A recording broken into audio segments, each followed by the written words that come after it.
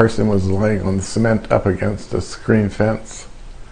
He was breathing not well.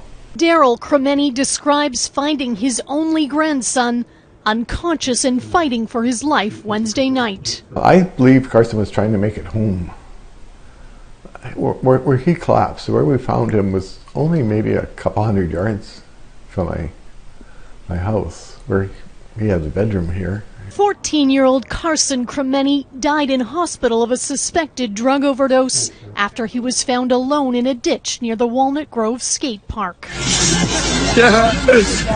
Where hours earlier, the teen appears to be in distress in disturbing video posted online before anyone called 911. It was extremely hard to watch. It was upsetting. Brought tears to my eyes. Hard to believe. It's hard to believe. As much as we would hope that kids would pick up the phone and call 911, there are segments of youth population that are just more inclined to document something than they are to advocate for the best interest of the individual. Social media expert Jesse Miller says more needs to be done to educate young people about the Good Samaritan law and how if drugs are involved, they would be protected. If you witness an opioid overdose, don't turn away. Stay and call 911. The teens who eventually discovered Carson called police, but it was too late. His family knows the community wants justice, but is urging people to trust the RCMP and not take matters into their own hands. He had a really big heart, and he would help anybody, I hope. Some parents and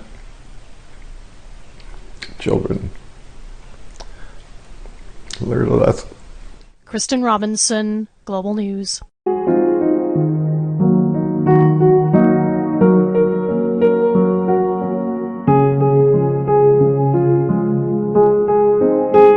The wait is finally over for Carson Crimeni's family. The man who pleaded guilty to manslaughter in the Langley teen's death has been sentenced to 18 months in jail and 18 months supervision. Standing in the prisoner's box, dressed in black pants and a striped sweater, the accused stood still as his sentence was being handed down. He is also to hand in a DNA sample and is not allowed to possess any weapons for 5 years. In the gallery, Carson's family and friends remained quiet, but Carson's dad was seen shaking his head. In today's sentencing, Justice Kerr said it was the accused who supplied the drugs. The judge went on to say while the accused had no intention of killing Carson, the amount of drugs given to Carson led to the teen's death.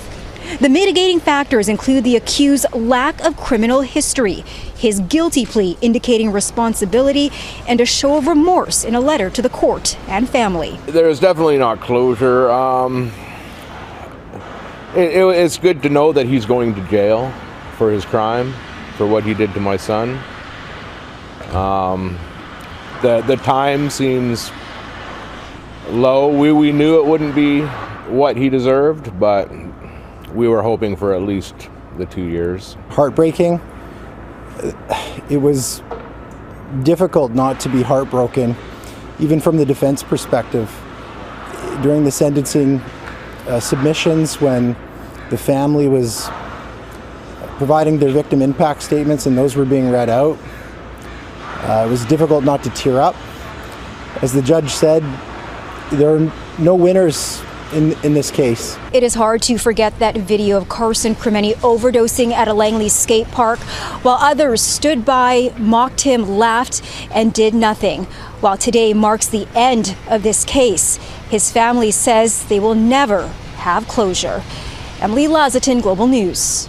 I don't think anything can really ever make this better. You know, he's gone, right? Another emotional day in court at the sentencing hearing for the accused in the death of 14-year-old Carson Crimeni. It's just been hard to go through. I mean, we're at the end now. Carson died after an overdose at the Walnut Grove skate park in Langley in August of 2019. Court hearing, he had consumed a massive amount of MDMA, a drug commonly known as ecstasy. He was with a group of older teens at the time, and his final moments were recorded and shared on social media. In court, the young man who pleaded guilty earlier this year to manslaughter stood and said, "I need to apologize. I take full responsibility. I am deeply ashamed, and I'm haunted by his death. I wholeheartedly apologize to the Crimeni family, my family, and the community, but most of all, I apologize to Carson. I am sorry." Emotions were running high for a second day inside the courtroom. Both families, the Crimenis and the accused, still clearly very impacted by the tragic events of that day 4 years ago. I don't really forgive him. I don't, not at this point. I just feel like there's no excuse for what happened to my son. Do you accept his apology? How can I? There's no way I can. I mean, what he did to my son was pure evil. The accused had been the victim of a brutal attack when he was 15, leaving him, according to his lawyer, with a brain injury that started his decline into drug use. By the age of 17, he was described as a sophisticated drug dealer. It won't change what happened to my son that day. Crown and defense both asking for 3 years of custody and a supervision order, with the defense asking for 12 to 18 months in jail, while the Crown wants 2 years. We're just hoping for something as close to justice as possible at this point. Sentencing is set for late October. Janet Brown, Global News.